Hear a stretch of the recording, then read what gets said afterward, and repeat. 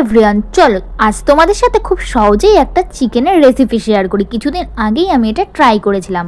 কিন্তু চিকেনটাকে ম্যারিনেট করতে হবে, দিয়ে দিতে হবে দই, কাশ্মীরি লঙ্কা, অল্প হলুদ, নুন আর অল্প কিন্তু সর্ষের তেল দিলে বেশ ভালো লাগবে। 15 মিনিট মতন কিন্তু রেখে দিতে হবে ওটাকে। তো একটা কড়াইতে তেল নিয়ে আলুগুলোকে একটু ভাজা ভাজা করবে। ভাজা করার জন্য সাথে দিয়ে দেবে অল্প নুন, অল্প হলুদ, বেশ ভালো হবে। আর তারপরে কিন্তু মাংসটাকে একটু যদি তোমরা ভেজে তুলে রেখে দাও, বেশ ভালো কিন্তু টেস্ট হবে, নরমও হবে।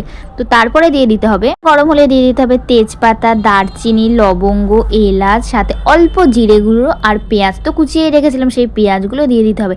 তারপরে কিন্তু তোমরা দিয়ে দিতে পারো আদা রসুন বাটা, টমেটো বাটা। খুব ভালো করে কষে এলে কালারটা কিন্তু খুব দারুণ এসেছে দেখো।